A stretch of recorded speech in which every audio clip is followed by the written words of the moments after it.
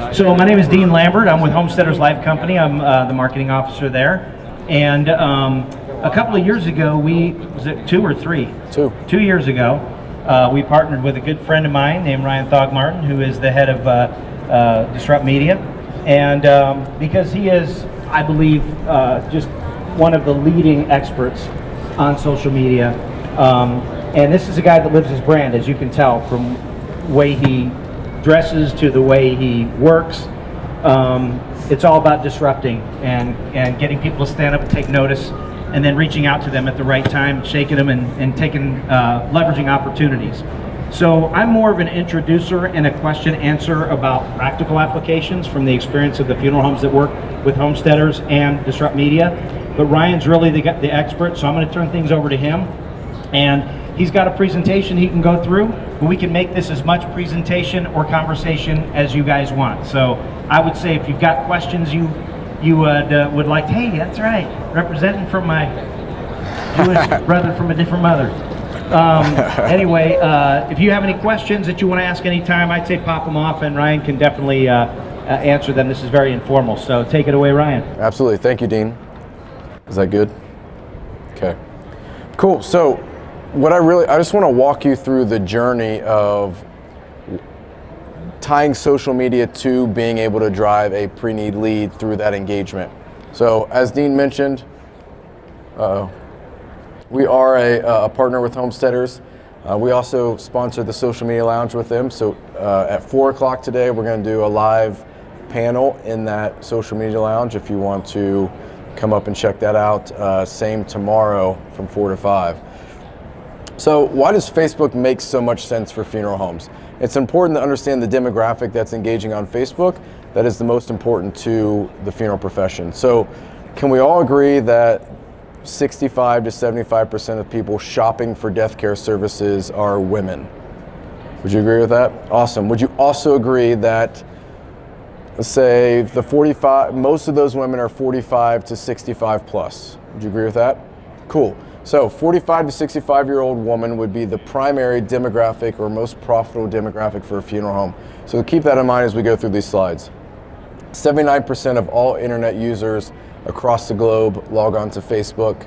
That's 1.4 billion people every single day and 2.2 billion people every single month that engage on the platform. In the United States, 80% of US adults who have internet access are engaging on Facebook. 75% of adult males, 83% of adult females. Location doesn't really matter. Urban, suburban, or rural, it's about 80% across the board of the populations in those areas are engaging on Facebook as well. This is the most important slide I want you to pay attention to. 30 to 49-year-olds, 84% are engaged on Facebook. 50 to 64-year-olds, 72%. And the 65 plus demographic, 62% of consumers are engaged on Facebook. So if we just pull out that 45 to 65 plus, that's most profitable for a funeral home, it's about 75% of the consumer audience who has internet access in the United States is engaging on Facebook every single day. Ryan, can I stop you real yes. quick? A lot of people ask me the question, isn't Facebook aren't people going away from Facebook? Clear up who is actually going away from Facebook. 13 to 18-year-olds are going away from Facebook because mom and dad showed up. So, yes, the largest growing demographic on Facebook is 55 to 65-year-olds, which is the exact wheelhouse for funeral homes. So essentially, if we look at this, 75% of the audience that's most profitable for you is engaging on Facebook, yet we spend about 99% of marketing budgets on 25% of the audience. So the question I get from a lot of funeral directors is, well, what about the 25% that isn't engaging on Facebook? What are we going to do? My response is, who cares? Because if 75% show up, you might as well engage those 75%. So if 75% of your community lined up in front of your funeral home, you would never walk out the front door, go around them and try to find the 25% that didn't show up, yet that's how we spend the majority of our marketing dollars. So it really makes sense to understand the platform that consumers are using and that your target demographic is using. So in relationship to pre-need, I'm going to show you a few studies that have been done. FAMIC said that people age 40 or older, 69% would prefer to plan their own funeral service. It's pretty valuable. That's not do-it-yourselfers. These are people that want to have a say in their end-of-life celebration. And then according to Homesteaders, 66% of people over the age of 55 say that they have never been contacted by a funeral home to make pre-arrangements. There are 91 million people in the United States over the age of 55. If 66% of them have never had a conversation with a funeral home, that leaves 60 million people over the age of 55 that haven't had that conversation. And on Facebook, there are 34 million people 55 or older. So over half of those that have never had a conversation with a funeral home are engaging on Facebook. So that's a pretty huge market. And again, that 55 to 65 is the largest growing demographic. So one quick thing on that, I travel a lot by plane, I talk to a lot of folks. How many of you have mentioned prearrangement, just in the occasional, what do you do, I'm a funeral director, or pre-need has come up, you've said something about pre-need to somebody. How many have heard somebody say, ooh, I would never do that? A lot?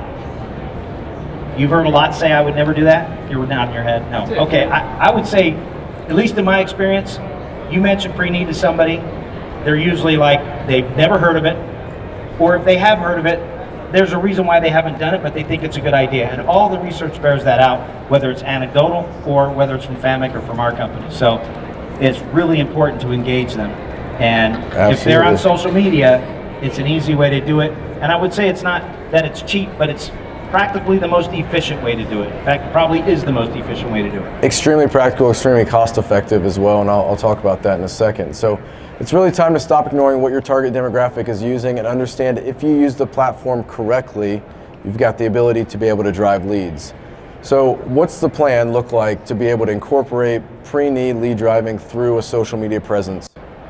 One is to understand that people buy from people.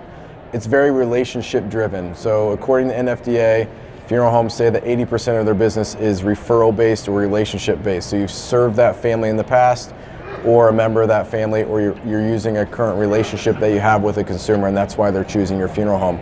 So the reason that Facebook was designed was to connect people. It is an engagement and relationship driven platform.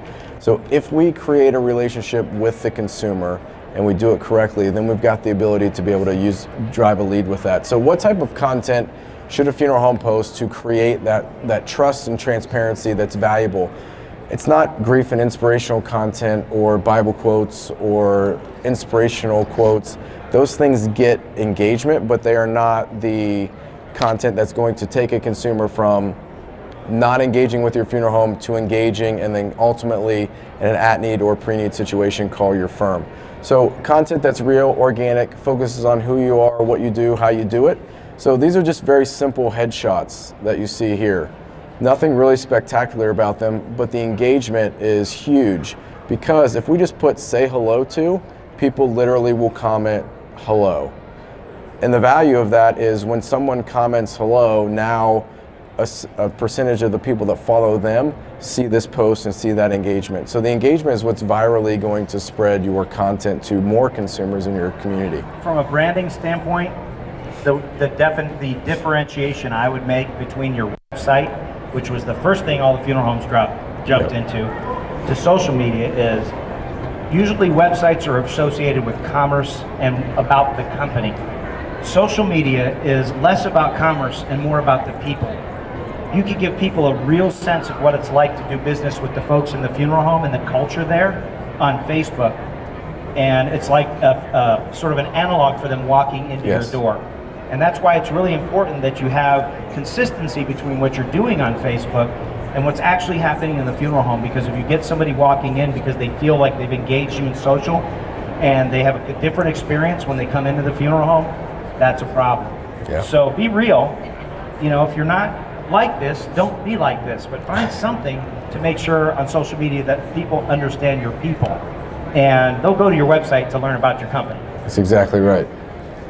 So community events is another great way to highlight community involvement that builds trust and transparency with members of your community that are engaging with your content. National holidays. If you have a grief therapy dog, you should definitely put pictures of your grief therapy dog on Facebook, because that'll get more interaction than any human being will. So that's a little tip. But National Coffee Day. I don't think the dog actually drank the coffee, but it was valuable content. Different contests are are a fun way to engage the community. And again, the idea is around your people, who you are, what you do, and how you do it differently. Getting this guest to win contest has zero to do with your firm. It's nothing to do about death care. Yet, when we get 43,212 people to look at a post and engage with it, that's pretty valuable. Now they're spending time with your brand, and that allows them to see the other content that is more related to exactly who you are and what you're doing. These contests are great too, because just like if you ever done a scholarship thing where you give a scholarship to kids, local high school kids, most people just market around that scholarship. But there's all the getting people to apply for the scholarship, the presenting the scholarship, that afterwards there's all kinds of things you can do. With a contest like this, it's not just the contest itself. It's getting engagement around it, then celebrating the winner, then talking about the next contest. There's a lot of legs and things like this. Very simple, very easy. So why is content that's more focused on your firm valuable versus content that is more grief and inspirational or Bible quote driven or things that are more generic? Clients that were engaged with us who would post organic images would reach 2,564% more people when we did something that was organic and showed a real person from the funeral home versus a stock photo or something crafted. And they would get 880% more engagement because there's facial recognition and there's people that they know in that content, so they would engage with it. This is an important statistic from NFDA's consumer survey that was released a few months ago. 90.4% of consumers shop 0 to 1 funeral home when making pre-arrangements or at-need arrangements. This is really valuable because if you can engage them online and build a relationship with them prior to them being in an at-need or pre-need situation and keep them from going to Google to search for a funeral home because you've got the engagement and relationship with them now, then essentially, according to the survey, you've got a 90% chance that that family is going to choose your funeral home based on the engagement and trust that they've put in your brand from having a relationship online. That does not give you permission not to have a website that ranks high in Google search, because the two do go together. There's a certain amount of credibility that comes when you're not just in the first page, but in your community, top 1 or 2. So they will still want to search for your firm after they engage you for certain things to learn things other than culture. But this is a really important statistic, especially when you consider how I hear as much fear around shoppers as I used to hear about cremation.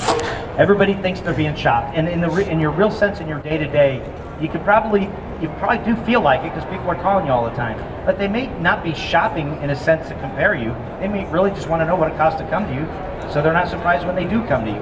And that statistic shows right there that they're not calling everybody in town. That's right.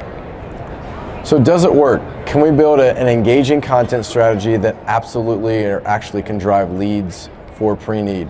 So this is a case study with Lamberton Family Funeral Home. They are a homesteader customer and a customer of ours. So they've allowed us to use this information and been very transparent with ad spends and the things that we've done with them and allowed us to use it. So when Adam reached out to us, he said, look, we're a sales-driven funeral home. We're 3 to 1 pre-need to at-need. If you can't help us drive leads through Facebook, then you're not going to be valuable. So first we had to understand that Facebook is not a sales tool. It is a relationship and engagement platform. It's built to connect people. So through content that was really engaging, contests like what we just showed you, different personalized posts that were focused on the funeral home, what they were doing in the community, the people in the funeral home. They're very musically gifted firm, so we showed people playing guitar, harmonica, they would sing. We do Facebook Live videos around that type of content. And Facebook Live was a great way to get more engagement. Facebook will show video content, gets 75% more reach than any other type of content. Live gets priority in the newsfeed. So when consumers follow you and you do a Facebook Live video, it's going to reach more people organically. So through a content strategy, we built the trust and transparency of the community. This is one of the ads that we ran for pre-need. Once we had that relationship, we're able to use this pre-need ad to target certain consumers. And I want to show you a breakdown of how that works. So we weren't just throwing a net over the entire community. It was very strategic and very targeted, the consumers that we wanted to show these lead ads to based on the relationships that we had with them. So we used website traffic. We cookied every user that went to their website, follow them back to Facebook, and we'll retarget lead ads at them because they already had exposure with the brand. And so when the consumer hits the website, then they go to a landing page, or they go to Facebook, they get an ad, takes them to a landing page where they put in their information. Either they exit the funnel there, or if they don't fill out that form and they leave, we're re-engaging them and dropping them back into the funnel and working that process over by retargeting them with new ads. So if you've ever been online and looked at a product and then gone to Facebook and saw an ad for that product immediately, that's retargeting or remarketing. Essentially, that's what we're doing. When someone goes to your website, engages around an obituary, they leave a memorial condolence, they go to the sympathy store, then they go to Facebook, and now they see an ad for your funeral home. So there's prior engagement, and we've built relationships with the consumers before showing them an ad. What's one thing really cool about that is, like guys like me who are old school marketing, every time you drive by a billboard for that's a car company or whatever, a lot of times that institutional advertising is not to sell somebody on that brand. It's to give permission to the person who owns the brand to believe that, hey, I got one of those. That's my kind of car. And this retargeting is great because if they go to your website, whether they go to an obituary or whatever, and then they see on Facebook an ad with your funeral home, they're like, oh wow, cool, yeah, that's my funeral home. It gives them a chance to have a sense of ownership. So that ad is a lead generator, but it's also a reaffirmer. So it's kind of a dual purpose thing. This is building recommendations. All right, so click on the lead ad, go to a landing page like this. It's nothing spectacular. Put in your information if you want to learn more. And then now it automatically gets emailed to the funeral home where the funeral home can follow up and work that lead.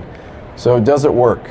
We did a 21-day Facebook ad test with Lamberton. We spent $475 on Facebook lead ads over that 21-day period. They drove 15 leads. 7 of those leads closed for $26,579 in sales. So kind of recap here, $475 spent, 15 leads, over $26,000 in sales, which was a 54 times return per dollar spent on that campaign. I got to emphasize, he said 12 days. 21. 21 days. 21. Dyslexic apparently today. 21 days. How many of you do a mailing every 6 months? Because that's what you do, or whatever. No hands. But that's the traditional way of marketing. So we're talking about mailing a few thousand or 6,000 or 10,000 pieces twice a year for what that costs. And then looking back at the year and seeing what the return is on that, and it's not great. This is 21 days, 54 times ROI. It's incredible. Yep. On average, a $500 a month spend in Facebook lead ads is netting out over $20,000 in pre-need sales. So here's another campaign. This funeral home's a little bit smaller, 85 to 95 call firm, 27,000 person town. They have 5 competitors. We ran 3 different ads for 30 days, spent $250. They drove 21 leads. 10 of those leads closed for $15,590 in sales, which was a 62 times return per dollar spent on that campaign. This absolutely can work with every single funeral home.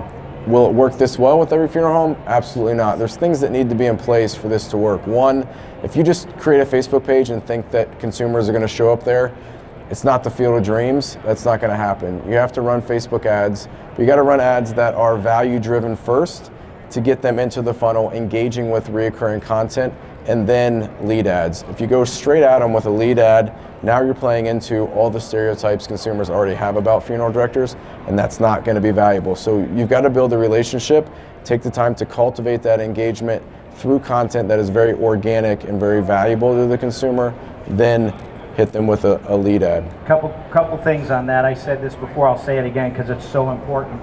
You've got to make sure that what you're representing online matches what people are experiencing when one of your representatives talks to them. There's got to be that alignment.